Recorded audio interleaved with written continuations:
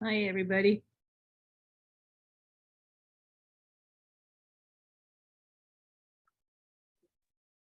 Hi, Judy. Glad somebody responded. I want to make sure I could be heard because I'm reading a couple of things for Audrey tonight. If I couldn't be heard, that would be bad.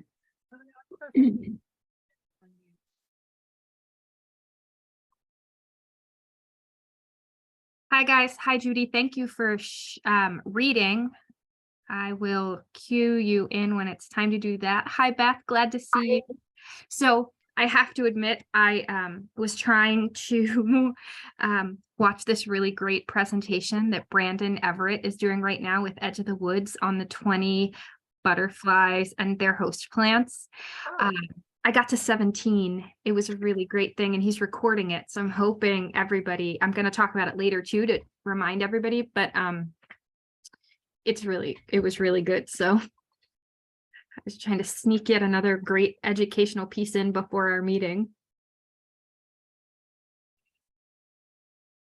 Beth, I have a few things that we're going to talk about before your presentation, and then I have just a super little brief intro about you, and then you'll take over. Then we'll have some discussion. Then we've got a bunch of stuff at the end. So I hope everybody sticks around. You're welcome to stick around till the end if you have the time, but I know you're a busy lady, so.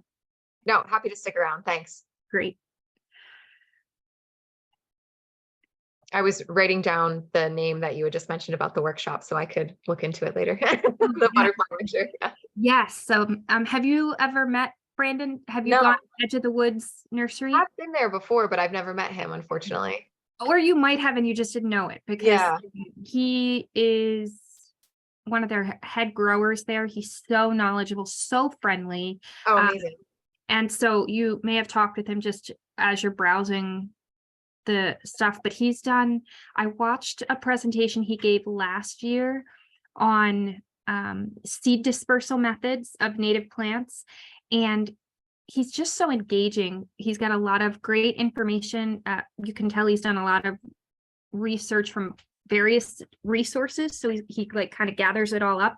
But he was talking about how pawpaws probably migrated here, essentially being pooped out by these huge like mammoths and things, and it was just fascinating, like, to hear the theory behind it. So That is really cool. I've heard that poop theory before. yeah, he gives good info, poop info. Yeah, that's awesome. A sucker for the poop info.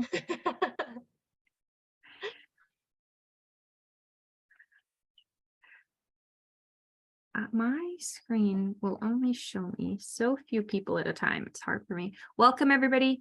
We're gonna let people file in for the next couple minutes, and then we will get started.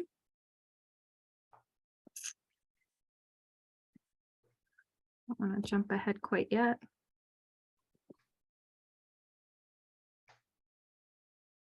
There we go. Jesse, I think your seed dispersal comment was kind of interesting because I was out weeding today, and I can really tell which trees the birds like to perch in, because the honeysuckle, the Japanese honeysuckle, it's under it like mad, and the honeysuckle is nowhere near those trees. So it's obviously the little birdies doing their little birdie thing. That it's a very interesting observation to make, for sure, when you notice. And I had a botanist one time say, if you don't want to have invasive shrubs move in, you should not have any perching spots on your property, because birds are going to bring them in. And yeah. And I just thought that was funny. But I also, along that same lines, I think I am identifying that I have a Mahonia that is not the Oregon grape native species. And by native, I mean native to the United States. There is an Asian Mahonia. I think it goes by the common name like leather leaf, maybe. But how can you tell? So I'm making the observation that I am seeing babies pop up under trees. Oh. I know it makes berries. It made berries for the first time last year, and I feel like the rate at which it's making babies probably lends itself to be the invasive species versus the native.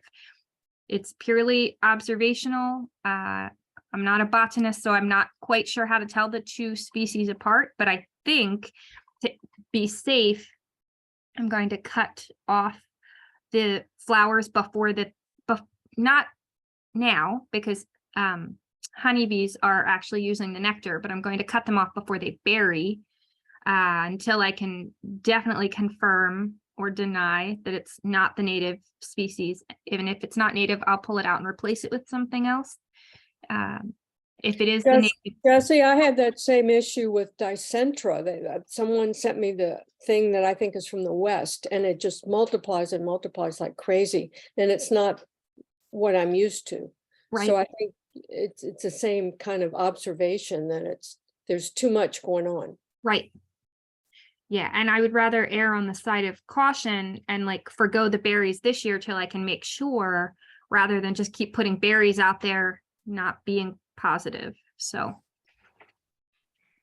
well, welcome guys. We'll get started tonight. I'm glad to see so many new and recurring faces. We are the Southeastern chapter of the national organization called Wild Ones. I'm Jessie. I want to bring up my notes here because I think that we have had 3 new members since last meeting, which puts our total currently at 138 members in our chapter. There are seedling chapters all around us and some chartered chapters. So Wild Ones is a growing movement to educate about the importance of native plants. Our chapter consists of our board members and our officers that you see here. We are always welcoming new interested people who want to volunteer their time to help make this great chapter run. In particular, we're looking for homeowners advising committee chair and a community projects committee chair. So if you're interested, reach out to any of the people or through the emails that you see here. We are a very low-key group. You don't get a lot of homework. It's just what you can do, what you're passionate about, and we will take any help we can get. These are all the ways that you can see the information that we have to share. We have a website, we have our YouTube channel, which records all of our meetings, and you can find them there and, you know, freeze frame the information because we go at a pretty fast clip sometimes. Our Instagram is not up to date, so that's not the best way to find us, but sometimes we get some stuff up there. And then our Facebook page, we like to share other like-minded groups information too. So we try and share everybody who's talking about native plants and what we want everybody to learn about it. So our new members came from Collegeville, Quakertown, and Wayne. And I mentioned that so that hopefully if you're in those areas, we can get you guys together in a group and you might be able to do bigger projects, not just in your backyard, but also maybe in your local park or your township. Our thought of the month tonight, Audrey helps us out with our thought of the month. It's on rewilding, and I'm going to have Judy talk to us a little bit about this. I'm going to read exactly what Audrey wrote as she wrote it, because that's the best way to do this. She does a good job. She does, and she sent a huge amount of information, and I couldn't possibly do this. So, for Audrey, Wikipedia defines rewilding as conservation efforts aimed at restoring and protecting natural processes in wilderness areas. Rewilding is a form of ecological restoration with an emphasis on recreating an area's natural uncultivated state. This may require active human intervention to achieve. In our newsletter, Susan has done a wonderful job highlighting the efforts of homeowners rewilding their properties. Most of the time, rewilding projects take on large areas of land, sometimes many acres, and so therefore mostly in suburban or rural areas. But no matter the size of your yard, patio, or balcony, and no matter where you live, we can all contribute to improving the situation for wildlife and for people, even in small ways. As we know, small things add up and can make significant positive change. Some refer to these small improvements as micro rewilding. That's a hard one to say. I'm glad I didn't have a beer with dinner. Many cities are trying to bring nature back and green up their streets, homes, and skyscrapers, as well as their parks and waterways. There's a big push in the UK to rewild. In 2019, London was declared the first national park city, or a large urban area that is managed and somewhat protected, aiming to make it greener and healthier for people and wildlife. In New Delhi, India, a network of 6 parks called biodiversity parks are home to many plants, animals, and microbes across a total of 2,000 acres. In New York City, the High Line, a public park on the west side of Manhattan, built on an historic elevated rail line, hosts hundreds of plant species and attracts birds and insects and people looking for solace, inspiration, and connection. You may have read the book, The Living Landscape, written by Rick Dark and Doug Tallamy. Rick also co-authored a book with the Highline Gardens designer, Pete Woodolph, entitled Gardens of the Highline, Elevating the Nature of Modern Landscapes. So what are some of the ways homeowners can add wildlife value to their spaces? Perhaps the best way is to add water, from something as simple as a bee bowl or a bird bath all the way up to a small pond. So many natural ponds have been filled in with the construction of new neighborhoods and shopping centers. Ponds attract an enormous amount of wildlife, from all things that fly to frogs and toads and salamanders. We can also plant street trees, hedgerows, grow native for pollinators in window boxes or pots, grow native vines on walls or on our trees, or if you're really ambitious, grow a living roof. Rewilding efforts with native edible plants can go a very long way to reducing hunger. There is no good reason for people to go hungry. Nature gives freely and abundantly. Let's turn our neighborhoods, our town, our cities into native food forests. There's so much we can do, and it starts with you. If we were all to take even one small step toward improving our spaces for wildlife, we can make a massive difference. All of these areas could link up to create the wildlife corridors that are desperately needed to provide food, cover, nesting areas, and safe travel for all wildlife. And what's good for wildlife is also good for us. Our air, water, and soil is cleaner. We feel a sense of calm and peace. Our children need to observe, explore, and enjoy birds, bugs, flowers, trees, the sun, the moon, the stars. How can we expect them to care for the natural world if they never connect to it? And I'll end with this quote that Audrey provided from rewildingbritain.org.uk. She thinks it pretty much sums it up. Nature has the power to heal itself and to heal us if we let it. That's what rewilding is all about. Restoring ecosystems to the point where nature can take care of itself and restoring our relationship with the natural world. Reconnecting with what matters. Rewilding is hope for the future. And so ends the thought of the month. Thank you so much, Judy and Audrey, for all of your work in bringing all of these points. I love that she brings the global perspective because, as we all know, native is very relative. And in all of those parts of the world, there are native plants that they need to restore their ecosystems, just like we need native plants to restore ours. I wanted to add to the thought of the edible landscapes that we have a really great resource based just in Ohio that is Indigenous Landscapes.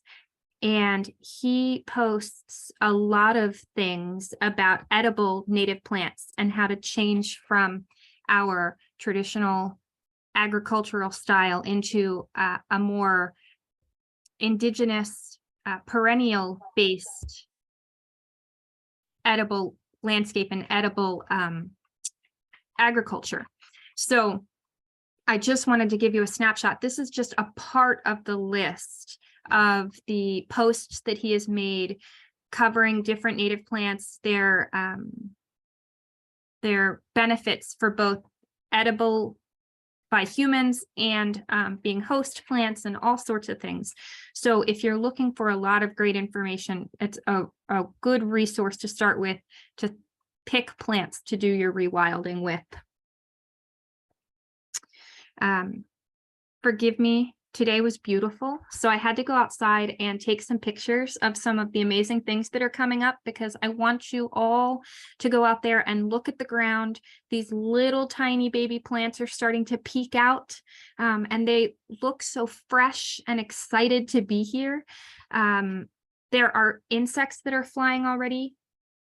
Unfortunately, at my house, most of them are honeybees. However, I saw the iris versicolor. You can't tell, I don't think, in this picture necessarily like the size you see it, but there was a big hairy fly on there that looked so cool. And I was like, I bet you're gonna be out like moving pollen around later this year, because so much hair on this little fly.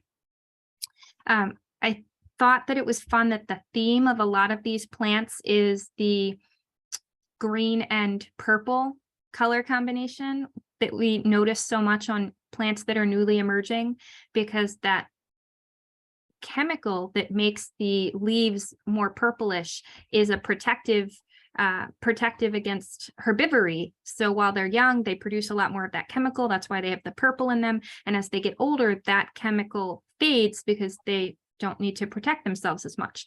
So there's definitely a theme through all of these plants, and it's not just the herbaceous stuff that is poking around and getting bigger, but buds are swelling and leaves are starting to emerge.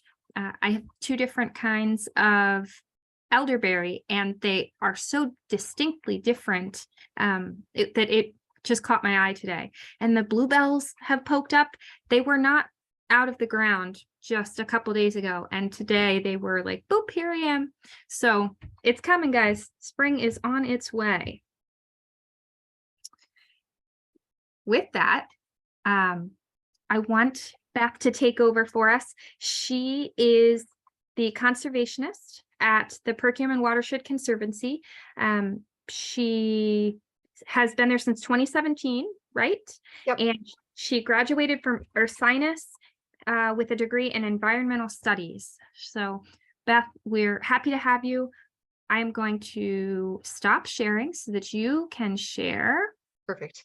There we go. And Sweet. I will share my screen here. Perfect. Go to the correct view here. How does that look for you guys? excellent.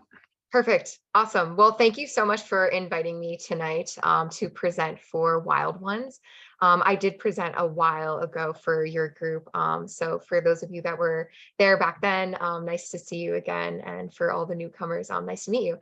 My name's Beth Myers. I work at the Perkiomen Watershed Conservancy. We are a little nonprofit in Schwanksville. And tonight we are going to be talking about rain barrels and all of the benefits of rain barrels, and doing a little baby demo of rain barrel building as well. Okay, so just before we get into all the rain barrel topic, a little bit about the Perkiomen Watershed Conservancy for those of you that aren't familiar with us. So we are a 501c3 nonprofit organization. All of our funding comes from sponsorships, memberships, donations, and grants. We were founded in 1964. We work to conserve and protect the land and water resources of the Perkiomen Creek watershed. We do this through our 3 different departments. We have a conservation department, which I work in with my coworker, Jesse. We have an education department, 1 full-time educator and some part-time educators. Also looking for part-time educators. If anybody is in the environmental ed world, please apply. And some outreach. We have an outreach coordinator as well. We do outreach events like runs, bike rides, 5Ks and stuff like that. Anything to get folks out and about in the watershed. And all that fun stuff. Our watershed is 362 square miles, so we're a relatively large watershed. We are 55 municipalities across 4 counties in PA, mostly Montgomery County, but also Berks, Bucks, and Lehigh County. Here is a big old map of the watershed with the different sub-watersheds broken out into that. So the Conservancy is kind of located centrally in the middle of the watershed in Schwanksville, right along the confluence of the east branch of the Perkiomen and the Perkiomen Creek. But we stretch all the way up to like Upper Milford, down to Oaks, over to the Perkasie area, and then all the way over to Boyertown. Conservation Department, of course, our native plant program. How could we not have a native plant program? I run the native plant program at the Conservancy, which I absolutely love because anyone that knows me knows that I am a massive native plant lover at heart, which is why Jesse and I get along so well. We do Perkiomen Watershed Conservation Corps. That is our high school program for local high school students that are interested in conservation. They do service with us from January to June every year. And then they do a big watershed expedition where they paddle 50 miles from Schwanksville down to pretty much the Philadelphia airport. We camp every night. They bring all their food with them. It's a lot of fun. Volunteer training program. We offer 4 different sessions about a local conservation topic every year, and folks that are interested, it's free for all of our members to attend. This year we did a stream cleanup, like litter pollution, water quality. We're doing a butterfly one over the summer, water quality monitoring, and tree maintenance as well. Plantathon is our tree planting program that we do in the fall. So if you want to get out and plant trees in the fall, definitely check us out. Stream cleanup, of course. So that is going to be April 15th this year. That is actually the largest stream side cleanup in the state of PA now. So we're going to have about 2,000 volunteers out, about 130 different sites throughout the watershed picking up trash this year. So big effort. If you want to get involved, definitely check out our website. We remove European water chestnut in the summer and aquatic invasive species, and we do a ton of stuff with stormwater management and MS4, which we'll get into a little later. Education, a quick overview of them. They educate about 9,000 kids annually from a bunch of different school districts, local community groups, and things of that nature. They do a summer science academy. We have a big pontoon boat that's out on Green Lake Reservoir, where they do a floating summer science camp, preschool science programs, on and off-site field trips, anything to do with outside stuff. They're out there learning about it. Outreach, as I mentioned before, we do a lot of races and paddling events, bike rides, fishing fests. We have a big open house every year. Really just trying to build the connection with our community and our beautiful natural resources that we are very lucky to have in the Perkiomen watershed. All right, so topic at hand. So why do we have rain barrels and why are we even talking about rain barrels? It's because of stormwater. So in urban and suburbanized areas, much like the Perkiomen Creek watershed, stormwater is definitely a large issue with water pollution. It's definitely, I think, in the Perkiomen Creek watershed, one of our largest issues that has to do with water pollution. And why is that a big deal? I think it's a question that a lot of people ask me. So rain falls and it flows over the ground and it ends up in the creek, so what? So as it flows over the ground, it's collecting anything that we put over the ground. What we do to the land, we also do to the water. So any pollutants that are on our roads from vehicles or road salts are getting picked up by stormwater. Anything that we put on our lawns, like fertilizers and pesticides, is getting picked up by stormwater. Anything from agricultural practices is also getting picked up. So in suburban and urban areas, it can really pick up a lot of nasty stuff and bring it directly into our creeks and streams, or take it into storm drains, which are not filtered, and then it goes into our creeks and streams. So just a little infographic about our storm sewers, because I don't think that a lot of people realize that there isn't a filtration process a lot of the times in the vast majority of our municipalities in Southeastern Pennsylvania. One really big exception of that is actually the city of Philadelphia. They have a combined sewer system. Schwanksville Borough also has a combined sewer system, which is interesting. But Schwanksville Borough is the only place within the Perkiomen watershed that I'm aware of that has a combined sewer system. But pretty much in those situations, storm drains do lead to a treatment facility. The issue with that is during really wet weather events, and that can really be an issue, especially in cities, because of the level of impervious surfaces.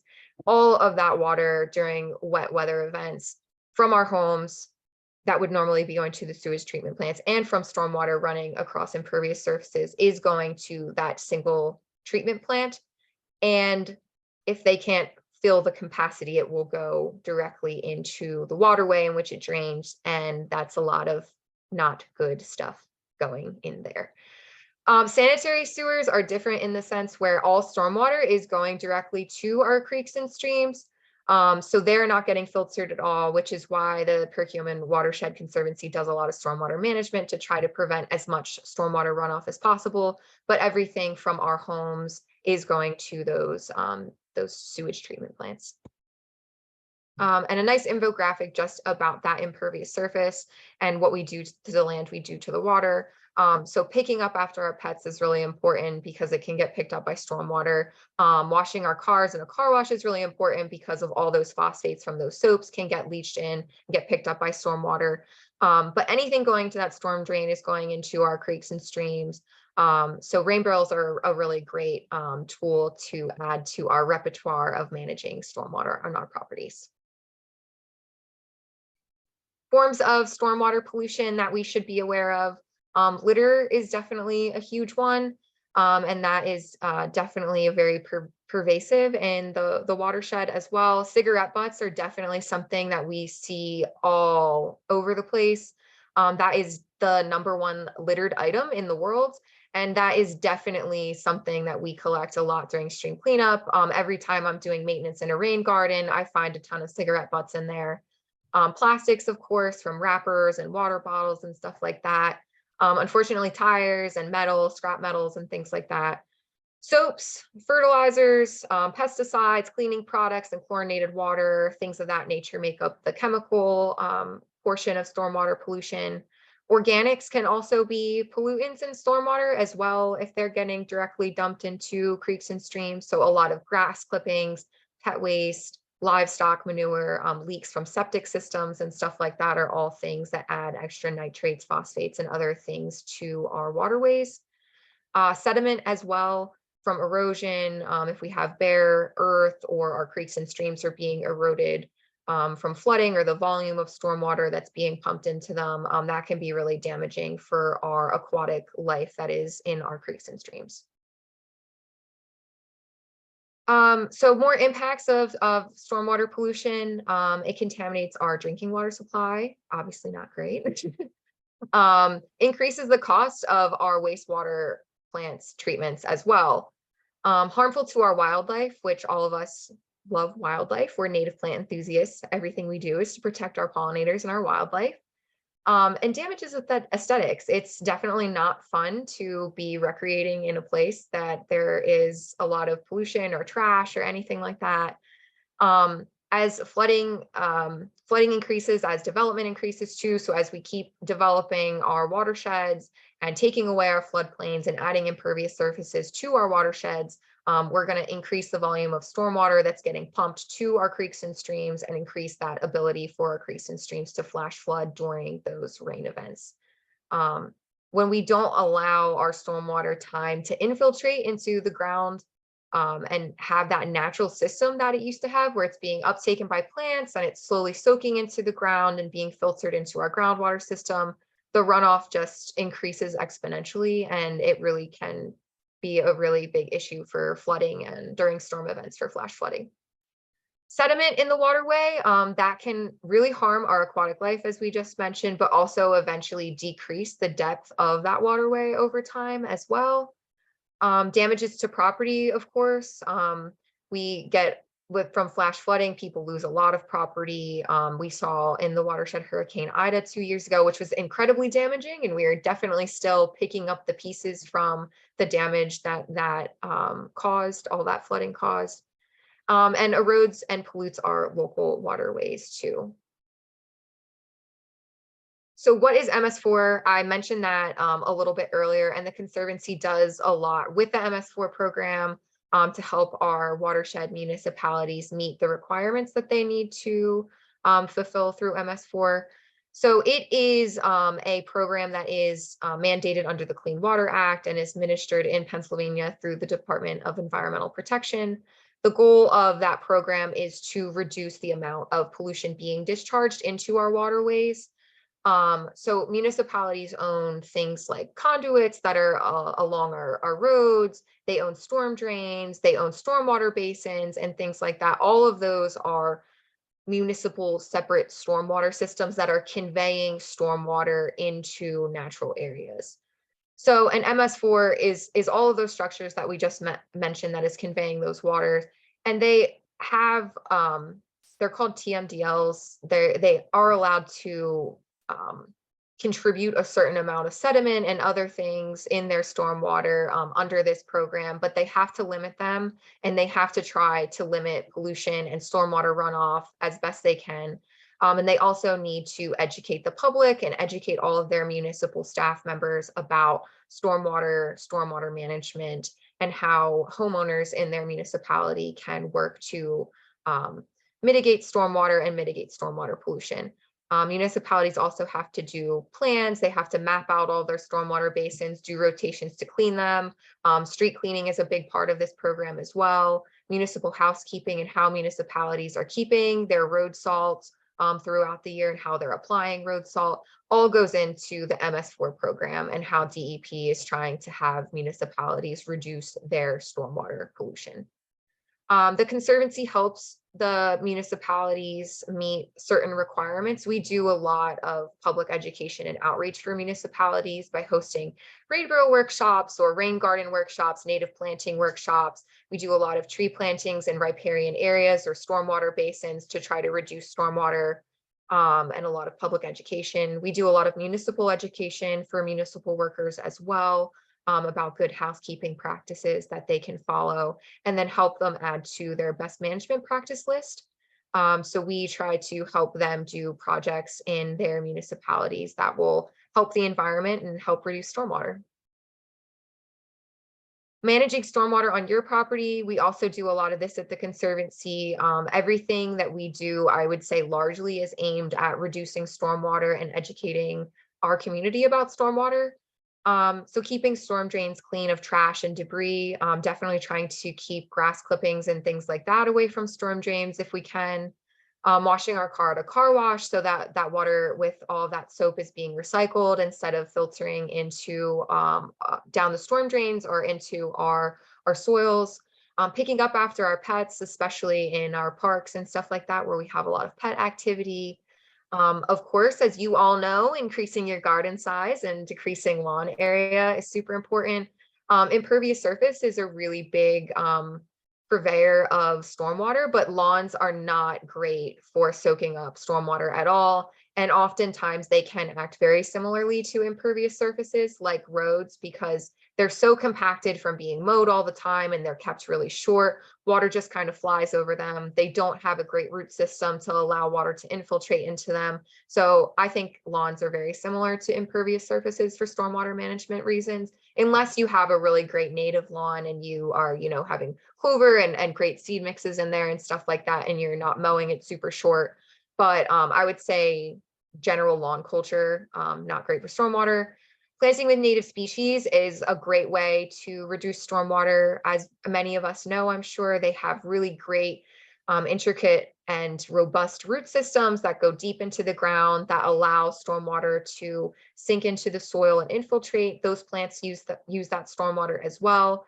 And in a setting like a rain garden, they also slow the stormwater that's being piped into there, let that sediment release and fall out, and then uptake a lot of those excess nitrogens and phosphates that are being conveyed in that stormwater.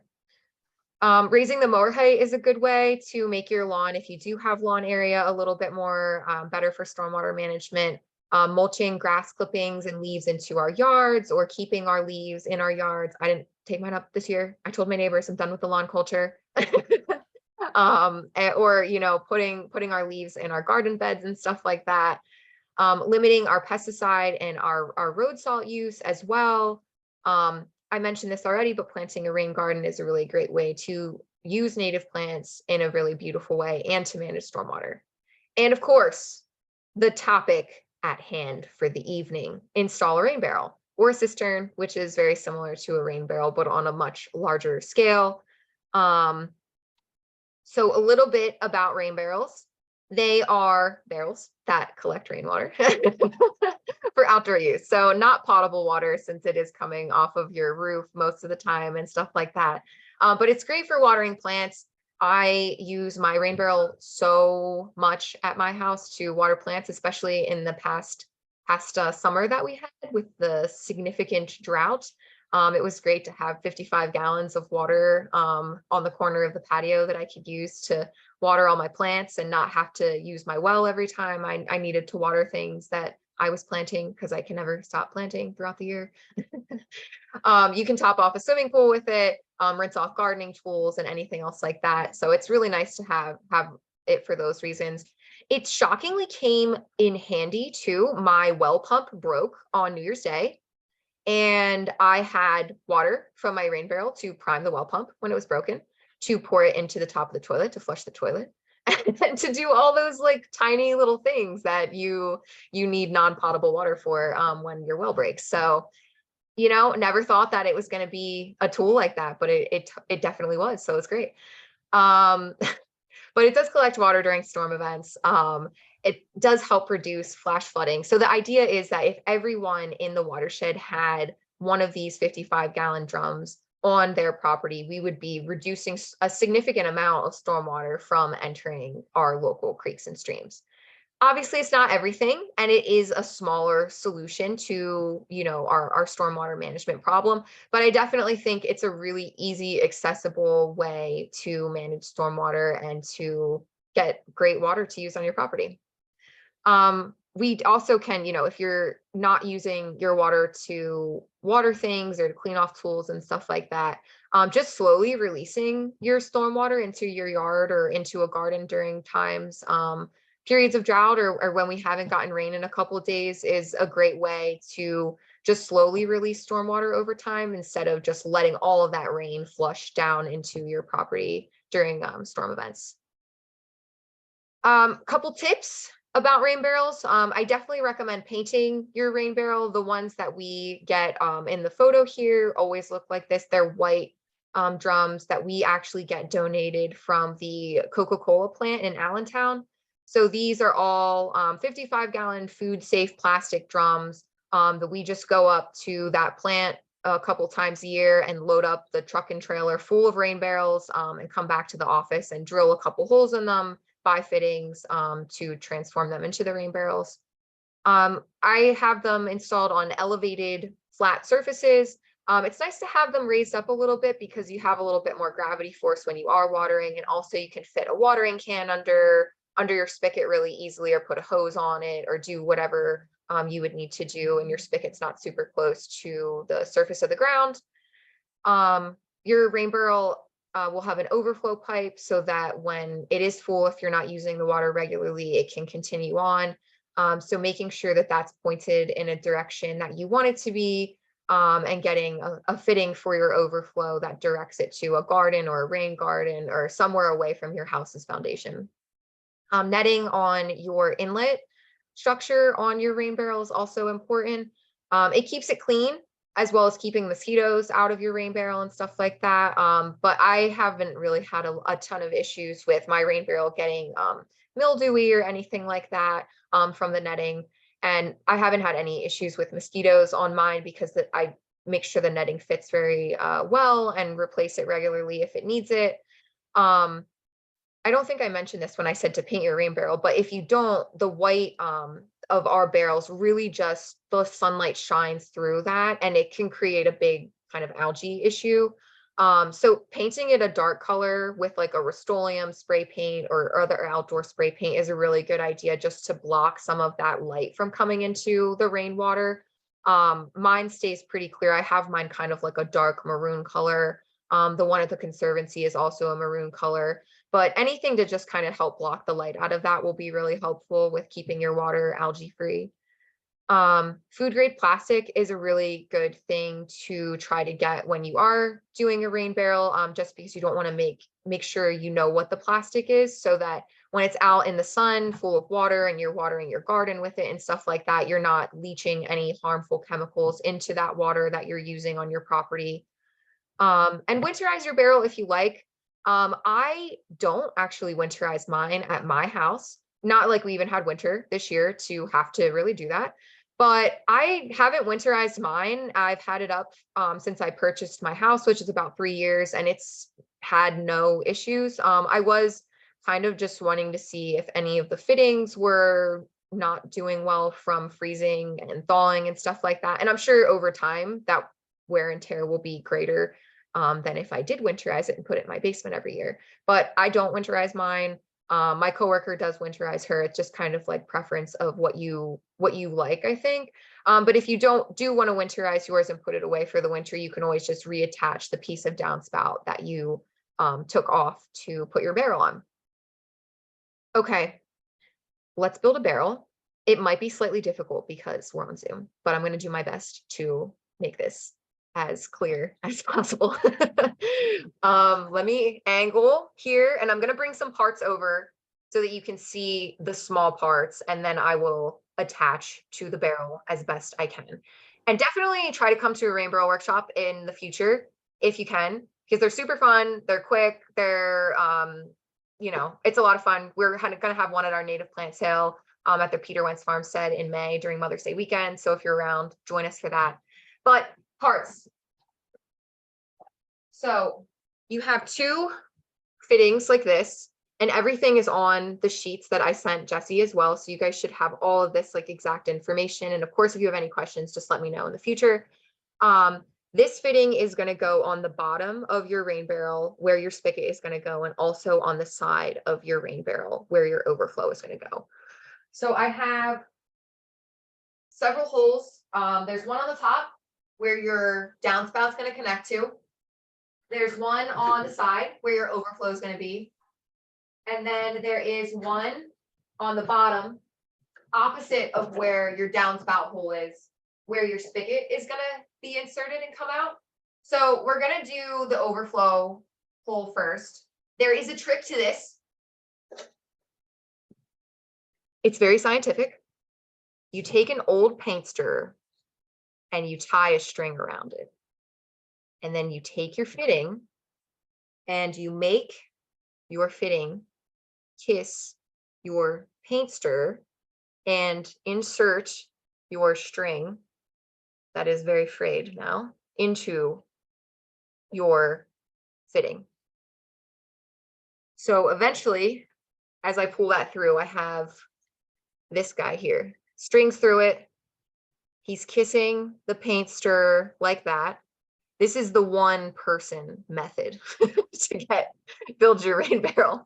Beth, would there be a way to, if you stop sharing, you would be the big part of the Zoom? Could we try that maybe? Absolutely. That's a great idea. I'm so glad you thought of that. I was gonna say, if everybody goes up under Zoom and they select side-by-side speaker view, they can just drag the I see. image over to the left, and then you'll be bigger. Works as well. But this is good. Perfect. Awesome. So we're kissing our paint stirrer, and then we are going to feed our paint stirrer into the hole that our downspout's going to rest on, making sure to hold our string taut. And then we are going to push the paint stirrer over to our little baby hole on the side where our overflow wants to come through. And we're just going to grab that, pull through until I can grab this fitting with my fingers. And then the fitting's through. So I'm just going to pull the string through the rest of the fitting. And then grab my piece on the front. There is also a rubber washer on that fitting that I left on the back side of that. And then they are reverse threaded. So I'm just going to then thread on my piece, which they're kind of long. They're a little long to thread, but they start going. And then once I can't pinch the back of this anymore, I just stick my finger inside the fitting and then wind it the rest of the way. This is also a mini barrel too that I brought home. This is probably about a 30-gallon barrel. The other barrels that are 55 gallons that we use for our workshops are a little bit more sizable, but the same fitting still can fit in this guy here. So next part that we are going to use for this is the same exact piece. That's going to be for our bottom piece where our spigot is going to go through. So I'm going to unwind this, very long to unwind. And you can see the little rubber washer on the front there too. This part, extra scientific. especially if you have a partner, the paint stir and the string work really well to do this. But if you are alone, you could definitely still do your barrel. So what I'm going to do is I took the top off. I'm going to drop the bottom in the hole that the downspout would connect to. And it's actually, it sounds like it would be pretty difficult, but if you just roll the barrel forward, it pretty much is resting right near that hole that your spigot would come out of. So I can stick my finger in here and grab it and pull it through the bottom hole. So now that piece is through on the bottom, and I have my top piece again. I'm going to screw that back on, just like we did for the overflow hole.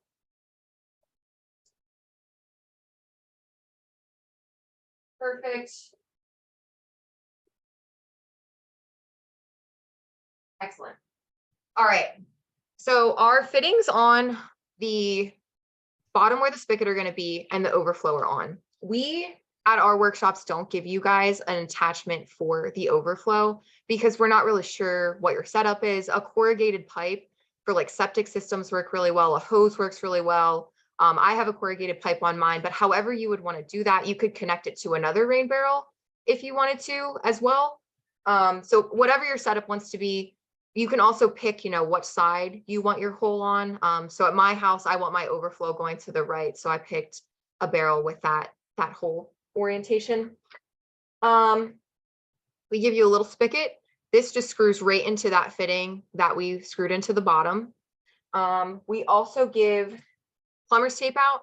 So we wrap the threads for the spigot in plumber's tape just to give it a little extra seal for you down there. The top piece is just this fitting right here. And this just fits right into the hole that's already on the top of your barrel. So it just sits in snug right like that. And then the top of this is open. Your downspout will sit right on the top of that, or a connector that you would get for your downspout if you wanted it to be a little bit more flexible. And then we give everybody a piece of screening too.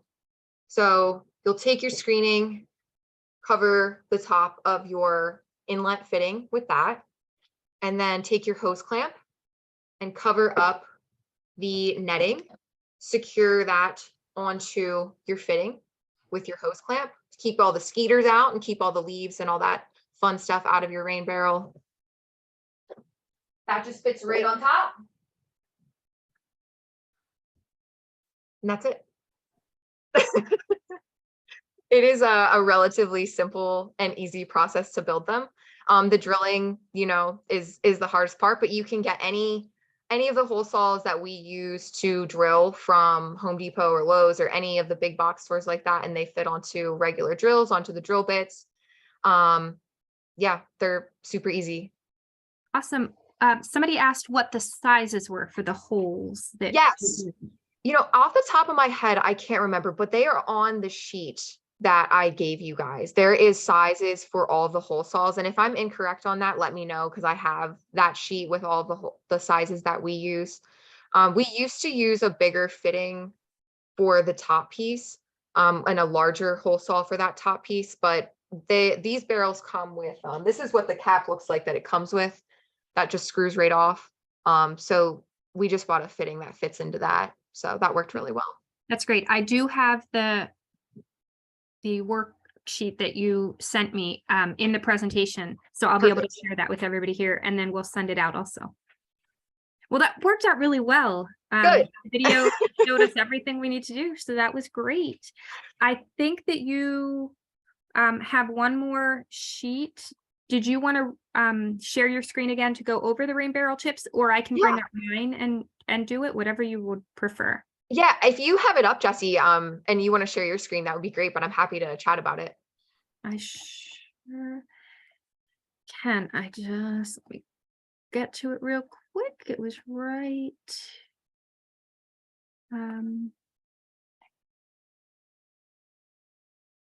Okay, I think you did do this one. Okay, so you talked about this and all the highlights. We built a rain barrel. here are your contact information. When people are doing this and have questions, they can email.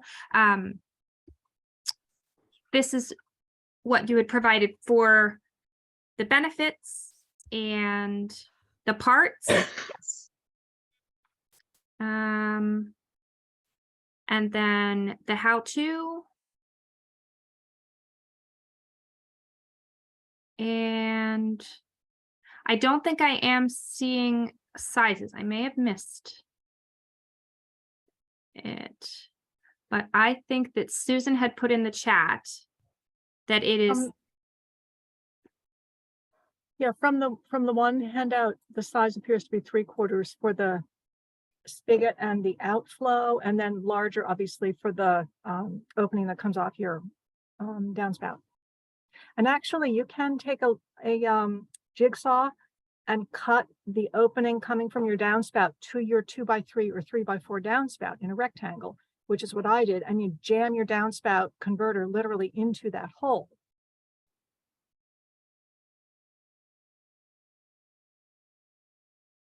excellent. And guys, we will attach these papers to the email with the newsletter, so everybody will have these step-by-step instructions then. We are hoping that we can set up a date with Beth to do like a chapter rain barrel workshop, and then that would be great as an in-person event. We just haven't gotten to set up a time for that, but stay tuned for that. Let me check the chat, make sure there's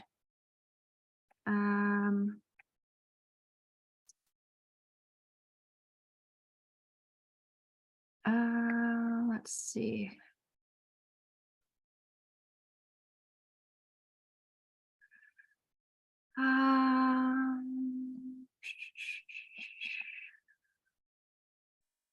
Can we, yes, so we're gonna do that.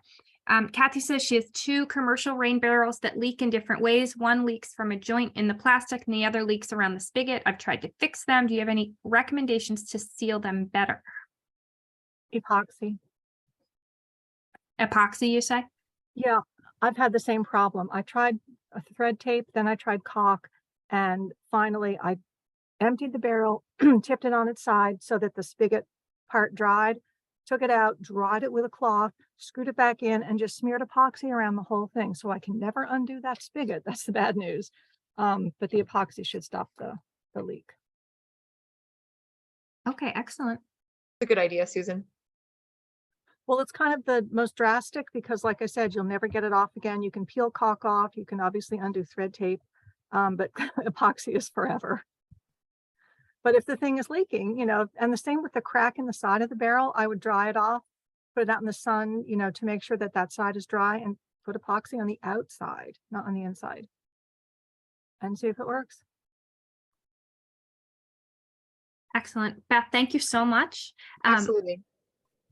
I look forward to more rain barrels. I only have 2 right now, so I think I need more. Yeah, that's really cool that Coca-Cola donates their used barrels. That's fantastic. It is. And it's That's a great always fun to drill them because it smells like Orange Crush and Dr. Pepper and Oh my gosh, of course. Nice. So Beth, are you saying that those barrels are so translucent that light actually gets through them? They do. Yes. Yes, they are. Okay. Light does get through the barrels that we provide for our rain barrel workshops. It's just thick plastic. So if you were to drill one, if you wanted to just pick one up and drill yourself, you got to like spend a little time on each each hole. But it's really, they're good barrels that hold up a really long time, and it's great that they're the food grade plastic. So My first rain barrel was from a workshop with you, Beth. oh, good. Yeah, and I did not paint it right away. So it did do the algae thing, and I don't winterize it very well either, but it's holding up really great. And Justin made a really nice dress for it. So now it is covered. So I should have less algae in the future. Amazing. Awesome. That's great to hear. We also have, Susan has some contributions. I've got some pictures here. Susan, do you want to talk about things that you can do with the overflow? So the the overflow, not from a rain barrel that you're looking at. but Susan, I from- can't hear you. I'm sorry. I think your mic's a little far away. Oh, maybe. hang on. Let me plug in the headset. Oh, there you go. That is better. No, it needs to be clear. You're right. I need to get my headset out. Which of course is.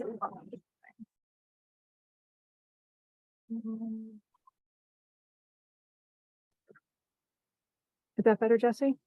Yes. Okay, great. So what you're what you're looking at is not outflow from rain barrels, but just from downspouts that, you know, are on houses. Some houses, like the older ones, might have a round downspout. This is a 3x4. You might also have a 2x3. But whatever size you have, you can go to one of the home improvement stores and get a flexible, I think it's a 7-foot length of what's called downspout extender. It's corrugated. It comes all squished up. It's probably only 18 inches long. And you think to yourself, what am I going to do with this?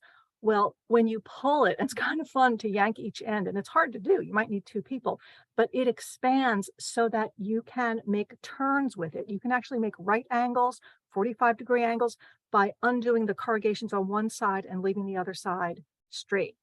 So I have made, you can look on both of them. It's better on the left-hand one because the downspout is tan and then the extender is the white part.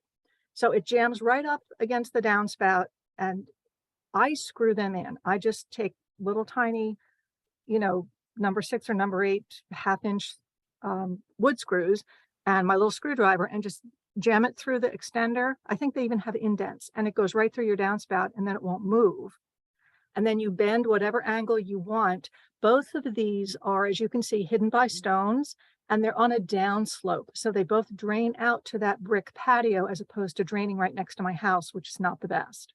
So I'm draining out, on the other side of the patio is more garden. So in both cases, I'm watering more garden. I also took a pretty small drill and drilled some holes on the underside of the extender before I laid it under the stones. So some water is also infiltrating through and watering the bed that you see on the right. And then on the left, that's a coral honeysuckle under those stones. And so some of the water is watering the coral honeysuckle before it shoots out over the bricks. Excellent. And then here are the rain barrel overflows. Right. So in that case, I think Beth talked about, I think it's, is it storm drain, or there's some sort of black corrugated drain pipe that you can buy at Home Depot for like maybe $15 for 25 feet or something. So I got a length of that, as you can see, connected it into the outflow of my rain barrel. And then I ran it all the way across the bed on the lower right, which is in the summer filled with wild ginger. And there's a little button bush there. And so these are guys who like it wet, and I have no wet on my property. So I poked holes in the underside of the tube, the spout, the overflow hose again to help water that area. And then the connector continues, it goes under that long flat stone on the center right and all the way out into another bed. So again, I've hidden it where I need to walk on this stone path. I've hidden it and secured it with stones so I don't trip over it. So you can pretty much make this stuff go wherever you want it to go. There is going to be overflow from the overflow. This is a 1.5-inch storm drain pipe or hose. When it rains cats and dogs, with all the rain coming off your roof, even a 1-inch or a 2-inch rain will pretty quickly overflow your barrel. So some water's also going to drain out just over your rain barrel, and it just happens. So that's another reason to have the ginger plants in that bed so that they can suck up some of that water so it doesn't go down the foundation.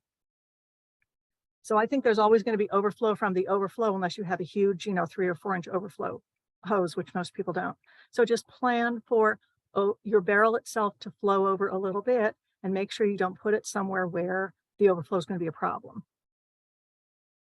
Yeah, I've done things like bring a garden cart and then I figured out where the water shoots from the overflow and collected the overflow in a garden cart so that I had another, like, I don't know, 30 or 40 gallons of water that I could then, pan out in a watering can or use at my leisure over the next few days.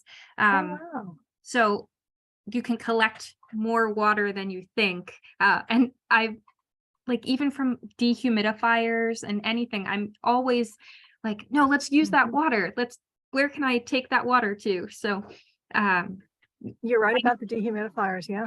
Yeah, and I know people who have attached like drip lines to their rain barrels so that they can attract birds. They like put the drip line so that it's suspended and then it's dripping constantly and birds and insects will come and be on that. So there's lots of creative things you can do with your rain barrel and the water, both in it and the excess water from it. That is a cool idea. And this is good water, since you mentioned birds, to fill bird baths, because bird baths shouldn't be filled with chlorinated water. So if anybody has city water, that's not ideal for your bird bath or for your plants. But this rainwater is fantastic. I feed my chickens from my rain barrel most times. Okay. I that's a water good them, one. not feed them. But yeah, I Yeah, fill yeah. their waterer from it because it's at the coop, so it's closer for me to transport there. Yeah. Beth, I wondered if you had issues with the ball valve in the spigot freezing and breaking over the winter, because I emptied both of mine thinking that was a problem, but I know you said you didn't do yours. Yeah, so with these are the spigots that we've always used, these like brass ones that we get from, either Home Depot or Lowe's. And Yeah, that's what I have. I haven't had an issue with it freezing, and it definitely froze this year, the barrel and stuff like that. Yeah. But yeah, I haven't had any issues with that cracking or freezing or leaking or anything like that. And I've been using my barrel quite a bit over the past several days because I've already planted a couple shrubs. Yeah, that's interesting to hear. And do you lower the level of the water in your rain barrel for the winter, like to half or something? I don't know. I Wow. didn't lower it at all. Yeah. Do you I did. disconnect it though? You Yeah. disconnect the Mhm. gutter? Mm-mm. You let snow or whatever go into your rain barrel all year. Mm-hmm. So what happens? I mean, roofs are dark, so they mostly will thaw and water will drop off them even when it's frozen down below. So what happens when there's more water in your rain barrel? It just goes out the outflow, it doesn't freeze? Yeah, I don't think that it was an issue because, well, we didn't really get a lot of snow this year, but it was the same as last year. And I mean, February, we had a ton of snow and I didn't have an issue with it at all. The only time I had and I have the same like corrugated flexible connector as you were showing in your images, Mhm. Susan, attached to Mhm. my my downspout. And then that runs over there. So during Ida, we had so much rain in Green Lane. It had like created a J in that flexible piece, and I had Oh, to wow. force it off of my rain barrel and just let it flow over to the side of my house. Uh-huh. Because it was just a monstrous amount of rain that was coming off of the roof. But no, I didn't have Yeah. any issue with like snow building up in there, ice building up in there, anything like that. So yeah, I didn't have any problems with it. I also That will is say that really good to know. house is, and my rain barrel's on the back of my house on the patio, and that is definitely like a full sun area. It gets sun, I would say, from like morning up until the sun pretty much sets. So that might have something to do with it too, just with the solar radiation back there. Yeah, but still, when it was 12 degrees at night and 20 during the Yeah. day, I Yeah. would think you would have had solid ice in there. So that's really interesting that the water can still flow in and hit the outflow hose. Yeah, and ours are pretty, we don't put the outflow super close to the top. So maybe just having like that little bit of gap space to let things freeze and then extra water just flow out. Maybe that was kind of what was happening there. Uh-huh. Interesting. I would have been afraid the barrel would just fill up to the top and then literally pop the top off Yeah. like a milk jug, right? Right. Okay, good to know. Yeah. Very good to know. It takes off some of the pressure of thinking you have to get it put away, because we always run out of time to do all those tasks we're supposed to do before winter sets in. Well, I just empty mine and disconnect it. You can see here that it's not connected to the gutter yet because of the downspout, because I took that picture last week. So I just disconnected. That little green pipe at the lower right is the downspout extender just running out into the bed. But in the spring, I put my horizontal downspout back on, and it shoots from the downspout all the way over on the corner into the rain barrel on an angle. Yeah, so I have to take all I do is take that off in the winter, lay it down somewhere, and just leave the rain barrel empty. I use myself now- as a guinea pig a lot. Yeah, now I'll try to leave it connected. That's a really good idea. Who would not Okay. want water all winter? I would. I could use it. Awesome. Does anybody else have anything they want to chat about with rain barrels before we move on to the rest of our program tonight? Any questions? Any comments? Awesome. Everybody should have at least one rain barrel now after tonight. So next we're going to chat about our tree of the month.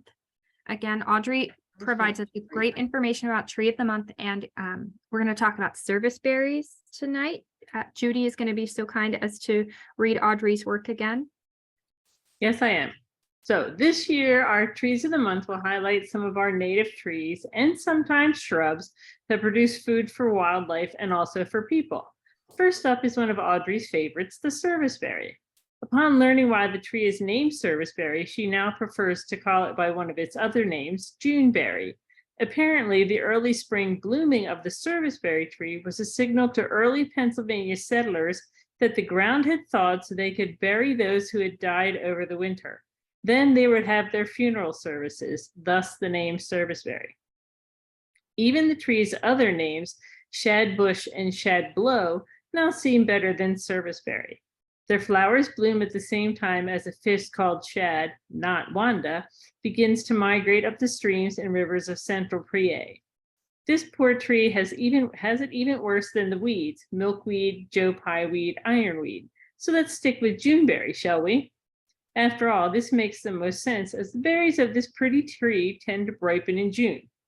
Just for good measure, and I hope I get this right, its genus name is Amelanchier, and it is botanically a member of the family Rosaceae, as are apples, pears, and quinces.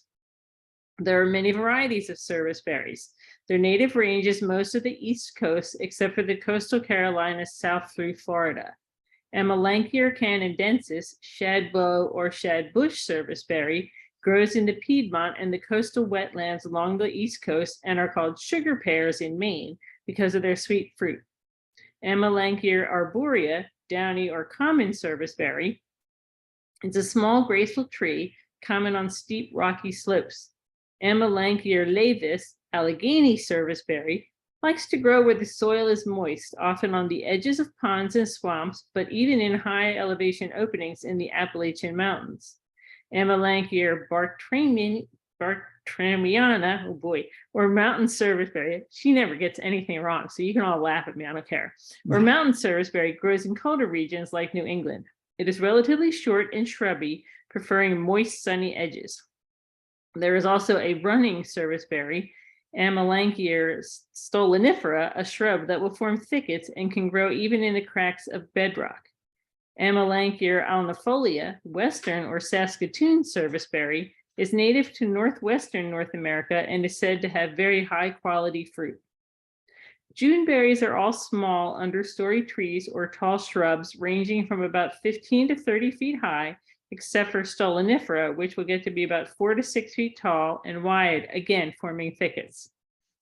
All varieties have beautiful white, lightly fragrant flowers, edible deep red to blue or black fruit, similar in size to a blueberry, and pretty fall foliage. The flowers are very attractive to pollinators, including native bees. They host over 100 species of native caterpillars. Their berries attract over 40 species of songbirds. At Audrey's last house, she planted 2 Juneberry trees. She was surprised to see a handful of berries growing the first season after planting. She was only able to pick 1 berry. The birds got the rest when she wasn't looking, but it was the best berry she had ever tasted. Many sources on edible natives highly recommend serviceberry fruit. Smooth serviceberry, Amelanchier laevis, is said to have very tasty fruit, but it's best to find the varieties that grow wild in your ecoregion and sample the fruit for yourself to decide, keeping your site conditions in mind. Whatever type you choose and whatever you choose to call them, these are definitely a must-have for your native food forest. And if you're more interested in ornamental value, they are a wonderful substitute for the highly invasive, foul-smelling, and short-lived Bradford or Callery pear. The end. Thank you, Judy and Audrey. I was fortunate enough to get to catch the tail end of a webinar last night on my way home from work about edible natives that was hosted through OSU, and they had talked about serviceberry there also. I think that might have been the first plant I got to hear.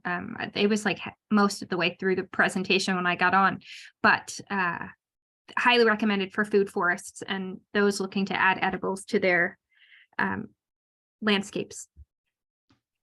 Our chapter business financial report, I think made 20 cents on our dividends of our savings there in our checking account. So hopefully we get to spend lots of that money to put native plants in the ground this year. Our chapter newsletter will be coming out each time we have a meeting. Susan works really hard to bring us so many great informative facts in the newsletter. If you have things that you would like to see in the newsletter, information that you have that you want to share with other members and the over 600 people that get our newsletter, and then the people that they probably also send it to, send the contents to Susan at the secretary email there, and she can get it into the newsletter. It's a huge burden that she has carried, that she is gifted at, but it would be great if other people can help her add to the newsletter. The thought of the month, the last couple months we've had members like Christopher contribute to our thought of the month. They had a little information that they had to share that was very useful to the rest of us. If you have something like that you would like to present on during the meeting, it doesn't have to be a full-length main course. We can just have a little appetizer of a thought of the month. Reach out to me and we will pick a meeting that you're interested in and available for, and we can have more contributions to our thought of the month also, because Audrey's been doing an amazing job. But again, getting more and different perspectives is always helpful. And lots of us know lots of things that other people don't. So share what you know. That way we can all know it. We are excited. We've been working on this for a long time as the board to have grant opportunities. And we have 2 different grant opportunities now. They are on our website. I was looking for them today. It's a little tricky to get to them. You have to click a couple different times, but we have a homeowner rewilding assistance application that has been revamped from how we originally saw it as just kind of an advice relationship between the board and homeowners. And we have agreed to build into that 25 native plant plugs for your project. So you get one-on-one assistance with the planning and the decision-making for your project, and 25 plants, because we want to put native plants in the ground. So if you know homeowners, tell your neighbors, get them on board, and let's get these corridors put together by everybody doing this homeowner rewilding through Wild Ones until our money runs out. Like, we have a budget for it. We will review the applications and make decisions, and then we will close it when we run out of money for the year. But we want to help people get native plants in the ground. Our second grant program is for nonprofits and public space owners to apply for a grant towards putting native plants in the ground. Those projects will be, again, reviewed on a rotating basis and approved or denied based on funding and how appropriate the project is. We have some specific guidelines, so make sure you read through the application because we do specify no herbicide to be used for the preparation of your project. And for the maintenance also, because we want to make sure you understand the relationship. You're trying to attract insects and support them and not kill them with herbicides and pesticides. So hopefully people can take advantage of those projects. Another really exciting thing that we have in the works is we are doing our first ever, hopefully it will become an annual native plant swap and invasive trade-in. It'll be hosted at the Audubon Center in Mill Grove. The native plant swap means just that you bring native plants and exchange them with other people that show up. For anybody who took part in the flat ordering through North Creek, maybe you want to, mix and match some of your plugs with other people. Maybe you just want to find a spot for all of those lyre leaf sage that are now happily making babies in your yard, and you want to swap for something else. You're just going to show up, you're going to swap plants, and that is one portion of the things that we're doing at that event. The other portion is an invasive trade. So take a picture when you pull out your Bradford pear. Don't bring the Bradford pear. Take a picture, show us, and we will give you in exchange a small native plant. It will probably be a plug-sized plant, but it will be recognition and reward for doing the work of getting invasives out. So a trash bag full of invasive forbs, grasses, aquatic plants, or vines equals one invasive tree or shrub. There's information. We're going to attach both of these flyers to the newsletter so that you can, post them at, say, your local community board. We want to have lots of people come and take advantage of this, get together, talk about native plants, but also get some native plants to take home because you've taken out your barberry. And then tell your neighbor, like, hey, take that barberry out, take a picture, go to this event, you'll get some plants from it. So we're excited. We hope this goes well. We'll make adjustments for next year for the things that I'm sure we will learn from this event. Before I go on to upcoming opportunities, do we have any questions, or Susan, or any of the other board members, anything I'm forgetting about those things?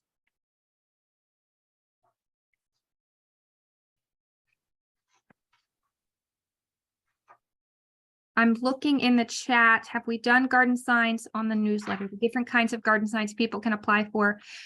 Rita, I actually have a whole presentation on just that topic. I covered 12 different programs that homeowners can apply for to get their properties certified through. I don't know when I'm giving it. I know I gave it for my township and it was supposed to be recorded, but it has not been made available yet.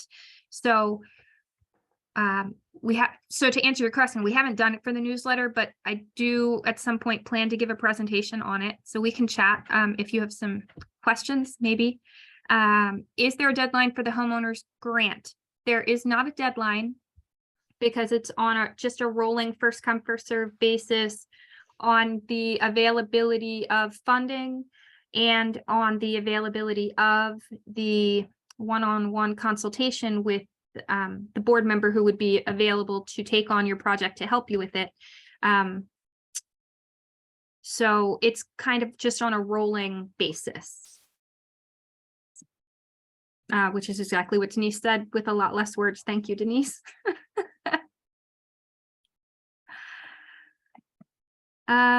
Okay. Upcoming opportunities. I came across a few fun things in the last little bit. I wanted to make sure some of you may see these things at the same place as I see them, but in case you missed them, this is a bingo game made with native plants. There are also bingo cards that include invasives. This person made this as a Google Drive that is shareable. He's opened it to everybody. It's great if you work with kids or if you run like a camp, or you just want to look at the pretty pictures and learn some things about it. He put a lot of time and effort into it. There is a read this first page. There might actually be 2 pages But if you follow the link, there are lots of the bingo cards, and it's really exciting. So I thought that was a fun thing to be able to use in various ways. Shannon actually sent this to me.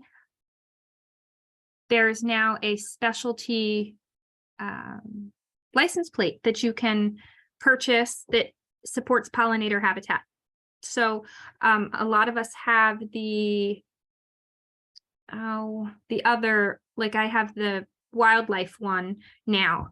This one hadn't been an option previously. So I look forward to getting that and putting that on some of our cars.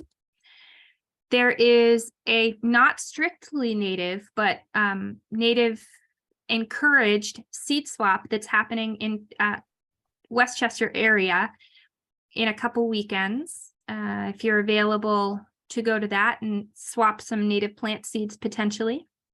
They also do like veggies and that stuff also. A lot of webinars that are coming up in the next few weeks. Everybody's excited for spring, so there are lots of webinars you can attend. In the past few days, there have been really great webinars. I talked about the one from OSU, and you can always check out their website. They have their recordings posted of all of their previous webinars and presentations. That one was called The Ecology of Wild Edibles.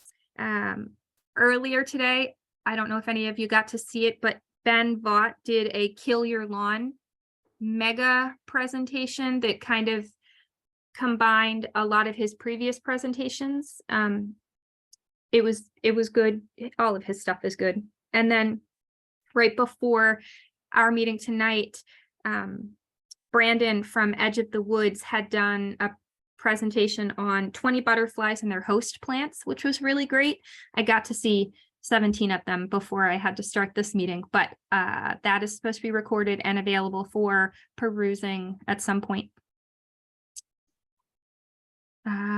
Rita was kind enough to compile all of these great opportunities through like-minded organizations, the Brandywine Conservancy. I'm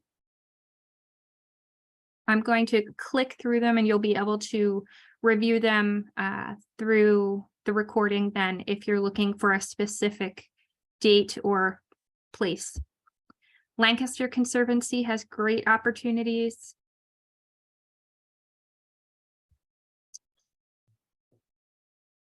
Botany for Gardeners through the North American Native Plant Society and Morris Arboretum, doing great things. Mount Cuba Center always has lots of great in-person and occasionally online events. And then I wanted to make sure I put this in here. I'm always excited for this sale every year. And Beth, can you speak to the pop-up sales? Is that a new thing or just something I've never come across from you before? Yes. So last year I hosted a little like mini spring ephemeral sale, and this is kind of like in replacement of that. So you should see the greenhouse at the Conservancy right now. It is, every flat surface has native plants on it. So because of that reason, I need to get some plants out of the greenhouse, and some of them have are pretty old at this point, and they're ready to get out into the ground. So I have select species available, but ordering will open tomorrow at 8 a.m. So species are listed on the website, but they won't be available for ordering until tomorrow morning. Awesome. So everybody check that out, order all the plants, make more room so Beth can make more plants. Let me check. Denise shared the link for the bingo game. And the Butterfly Zoom recording should be discoverable through the Edge of the Woods website at some point. I'm sure they're going to need time to process the recording and get it uploaded to somewhere. This is the first time they've ever done this, and it was in honor of, this is their 20th year as a nursery. So that's why they did 20 butterflies. So they warned everyone that there could be some kinks in getting everything, all the ducks in a row for having the recording available, but they were going to try. Okay, next we have, just doesn't want to do it. Nursery openings and plant sales. So lots of things are happening in April. I tried to list everything that was going to be happening before we got together again for our April meeting, and then I kind of expanded it a little bit because sometimes you have to plan these things out when, you know, you have to drive a little over an hour to get to a really amazing sale, but they're there. Take advantage of them. We want to support all of these great people that are doing this work to make native plants available for us, because they are doing the job that big box stores don't want to do, and the vital work that we all need so that we can do the rewilding we know needs to be done. This came out a couple of months ago, but it is a new garden plan from Wild Ones National that is for the Philadelphia area. Full disclosure, I have not reviewed the plant list that is included with this design. I have heard potentially that some of the plants are not strictly native to our ecoregion, that they used a broader definition of native to include kind of like US native. So take that for what it is. It doesn't mean it's a bad design or even necessarily a bad list, but I wanted to draw attention to the fact that it's very tree heavy, which is appropriate for our ecoregion. So the design itself is appropriate for where we live, which wants to be a more woodland or forest area. I think that prairies and meadows are getting a lot of attention now, and people talk about them a lot. But if you think about what our land wants to be, a prairie and a meadow is not it. It takes a lot more work to keep something as a prairie or a meadow in this part of the world because it wants to be a woodland or a forest. So take that into consideration and maybe use a prairie or a meadow as part of your succession, moving from turf grass lawn into what might be the next 20 or 30 or 50 years of your property, working more towards becoming a woodland or forest. Our upcoming meetings, so excited to tell you that we have secured Mike Slater for 2 meetings next month. He's going to talk to us about insect plant flower interactions, and then detailing special relationships between insects and their specialist plants. So join us. They'll be at 7 o'clock. You'll get 2 different Zoom link invites for those 2 meetings, and they will be shorter than our usual 1 time a month meeting. But you'll get 2 of them. So excited for that to happen. Hope to see you there. We are going to do a meetup at Jenkins Arboretum on 4/21. It is opening day. So come join Susan and I at least to walk around Jenkins and chat about native plants and see what's happening in the middle of April there. Earth Day at Reservoir Park, we have at least 2 members that are going to do a tabling event there so that we can help spread the word about the importance of native plants to people who want to know what they can do to help the earth. Then we're headed to the Lancaster Wildflower Festival. Again, it'll be kind of a meetup thing. I plan to go. I hope that I get to see some members there who also want to go. Excuse me. They have speakers throughout the day, and they have vendors, lots and lots of plant vendors that are selling some great stuff there. So I highly recommend it. Then our chapter plant swap and invasive plant trade-in date is listed there. Into May, we'll have Ben Kessler back. And in June, we will do our tour with Donna Delaney at her backyard nature preserve. We're going to take the summer off, talk in the fall about not cleaning up, about seed collection and seed swapping, and then take the holiday season off. So with that, I want to have our list, our go-to list of native plant places to go check out. And I'm going to check the chat one more time here, see what we've got. Redbud Nursery opens on March 25th. Okay, excellent. I'll have to add that to our list. And I'm gonna just flip through my agenda here and see what day that is. Oh, it's Saturday. Okay. I'm gonna stop sharing so I can see everybody's faces. And there we go. Anything else? Any things that are coming up for you guys that you're excited to see already? Anything you want to chat about?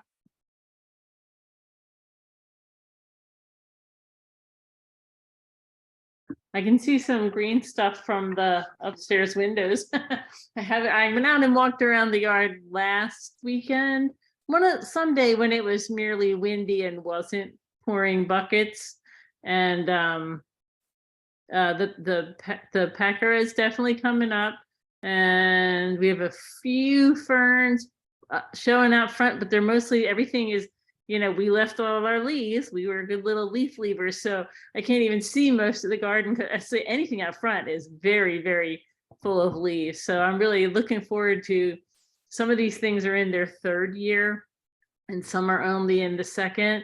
So you got the, you know, the sleep, the creep, and the leap. I want to see some of that leap in. Yes. That third year's magic.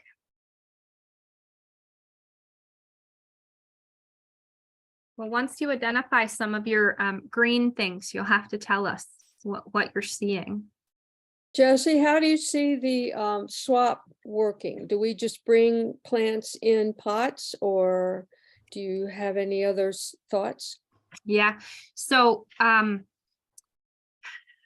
for people who are going to be trading plugs from plug trays, I would just recommend, they can just be popped out and handed to a person if you want. But if you bring some paper cups, you could easily kind of swap, put them in so you're not disturbing the roots that way. Yeah, I would think about bringing some kind of a pot or a container to put your things in. Just like when you go to like a native plant sale, I bring a laundry basket with just some pots that I have from previous things. That way, if I need to keep 4 little 2-inch pots from rolling around, I have a bigger pot to sit them in. So things like that, just little containers that you can envision putting. They're going to be small plants mostly that we're doing swapping with. The for like the invasive trade-in, we're using plugs that the chapter is, you know, spending money on to give to people. So they will be plug related, and we'll just do some paper cups that they can transport those away in. Good. So if we have things that are outside cold soaking that we hope will start popping up at some point, this is the first time we've ever tried anything like this. And then we talked about putting them into plugs. About how tall would we want them to be before we started putting them into the plugs? It's going to depend on how you sowed them. Okay. Because the main, it's not necessarily how big they are above ground, but what their roots are looking like. So if you're going from, did you use like the milk jug method? Is that? Oh, we used milk jugs. We used some old kitty litter boxes. We used the larger containers, a couple of plug trays. No, plant little, well, whatever, some kind of trays with little. They're not quite plugs, but they're little thingies. Yeah. You know, 2.5 inches by 1.5 inches. Yeah. things. Yeah. And a bunch of things that strawberries, the big containers that strawberries come in. Yeah. So I think Susan had, she has some experience with transitioning from those larger mass seed plantings into plug trays. She can speak to that better.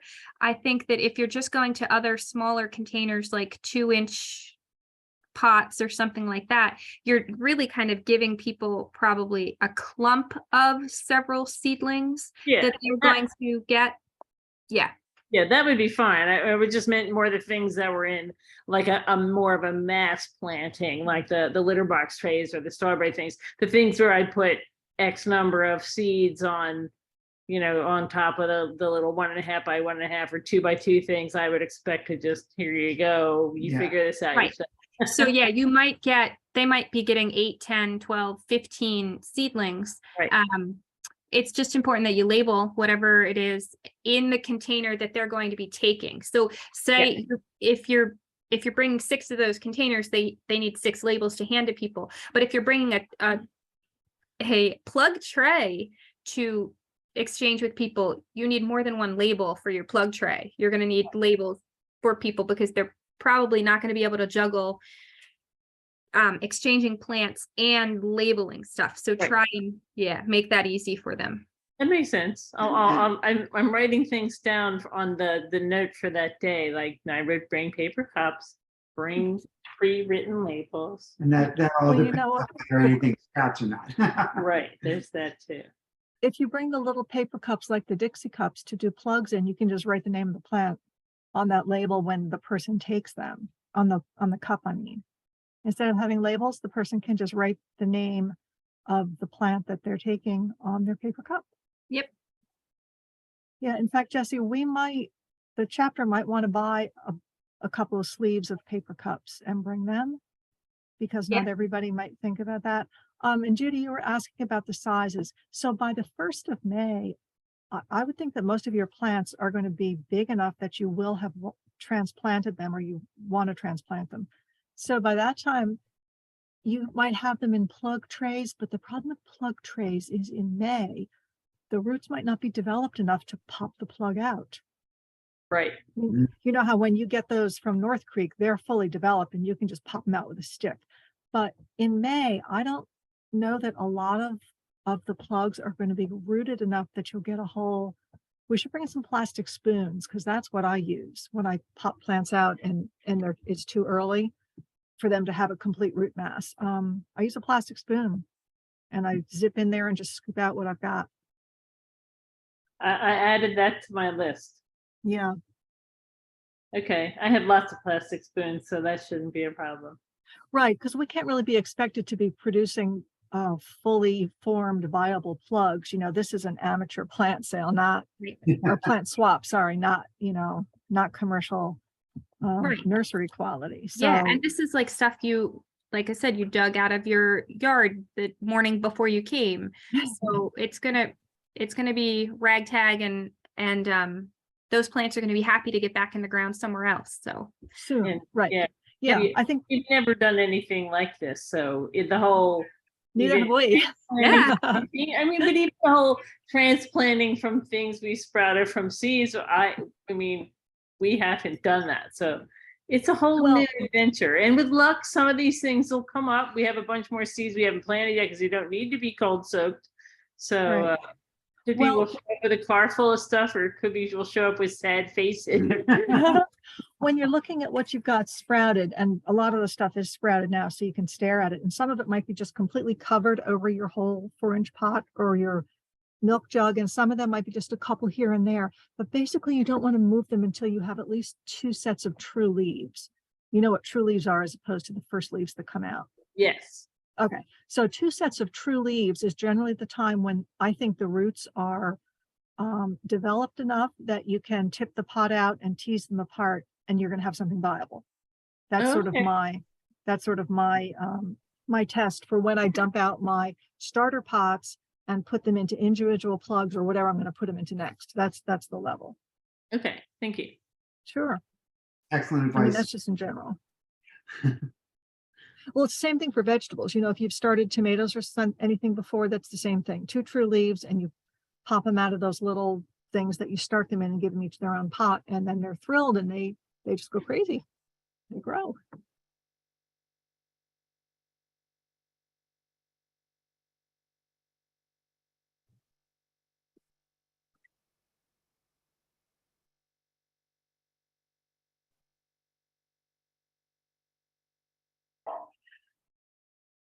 Do we have any other questions about the plant swap or plant invasive trade-in?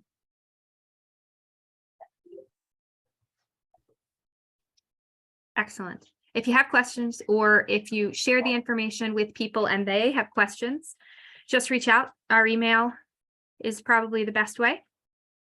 I wanted to ask Beth a question, a real quick question about the rain barrel. The handouts, Beth, are those on your website, on the Watershed's website? You know, I don't think that they are, but I can look at that for sure. And Well, if anybody needs them at any point, just feel free to reach out to me. I can put my email in the chat too, if that would be helpful. Well, what I was thinking about is the newsletter. As Jesse says, it goes to hundreds of people who aren't on the meeting. So to publish the whole it's totally 4 pages in the newsletter. I could do that, but I guess I might prefer to link to your website if they're on the website. Yeah, totally. I can absolutely add them to the rain barrel page on our website. We have a tab in our learning center all about rain barrels, so I can link them there. Let me go look at that. Okay, great. Because I really like linking with other organizations, like your organization. You know, since you did this presentation, that's going to be great additional publicity for you guys. Yes. So I would like to do that. So is it going to be under education? The rain barrel? Yep. There's under education, there's a learning center tab, and there's a bunch of different topics in there about a bunch of different things. And there's a link to a video for making the rain barrel, but it's a broken link. So that check that maybe. We usually give that out when that was pandemic, when we were doing like fully virtual workshops. Yeah. So we were giving out a password for the workshops then. But yes, thank you for letting me know about that. Oh, okay. Or take the link down if you're not. Yeah, there. Perfect. Okay, thank you. Beth, I see rain gardens, but I don't see rain barrels. Okay, if it's not linked on there, I'll have to double check the website, and I do think that we have a rain barrel page somewhere on there, but yes, we are a small staff of 5 and do all of our own website editing. So well, and that's why I wanted to ask you before I do any linking. I want to check and make sure it's okay with you. Yeah, totally. As soon as I get in tomorrow, I can definitely look at all that fun stuff and make sure that things are right, and I will send you a link to the correct page. Okay, that'd be great. And that's at your convenience, because the newsletter doesn't need to go out, right away. Perfect. It'll go out when it's done. It's always my attitude. And then when I send it. So, I mean, no rush. Right. No, that would be great if we could link to your website, because then, like you said, you've got a ton of other information there that people doubtless will be interested in, and then they can see all of that. Perfect. Yeah, great.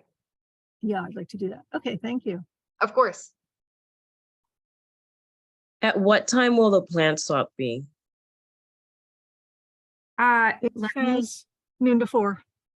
Thank you. I was going to say I'd have to bring back the.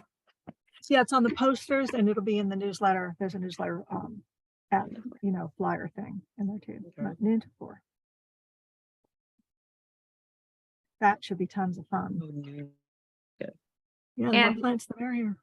It is also undercover, so if the weather is not perfect that day, we can still have our event because there's a roof. It's still outside, but it's like a pavilion. And I just had a thought. I think I probably have a boatload of little Dixie cups. If not, I know where to get them. I was thinking maybe when should our seedlings be so kind as to come up, instead of transplanting them into plugs, I could throw in a little extra seed or a little extra soil and transplant them into the Dixie cups and label them as I'm doing it. There you go. That would work too. You're getting more and more professional as this meeting goes along. Hardly.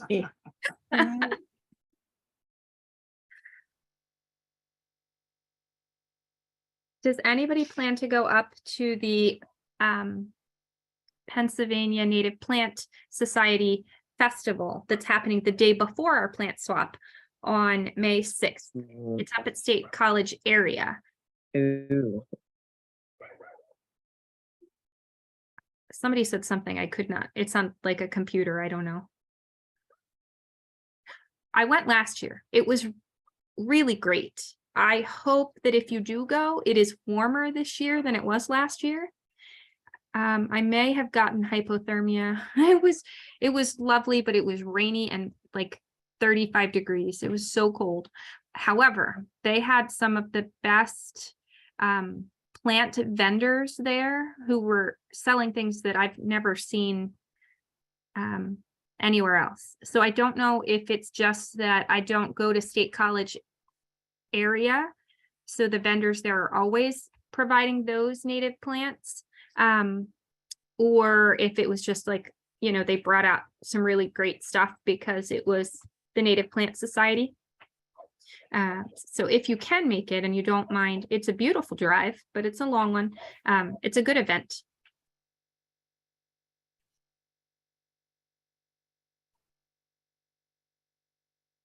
All right, guys. If we have nothing else tonight, thank you, Beth. Thank you, everybody, for coming. I hope to see you again soon. Thank you guys for all your work. Thanks for the invite. Thanks. Yeah, Bye, thank everybody. you. Beth, thank you so much. It was a great program. presentation. Absolutely. Appreciate that. Thank you. Bye, everyone. Thank you. Bye, guys. Good night. Good night. Right.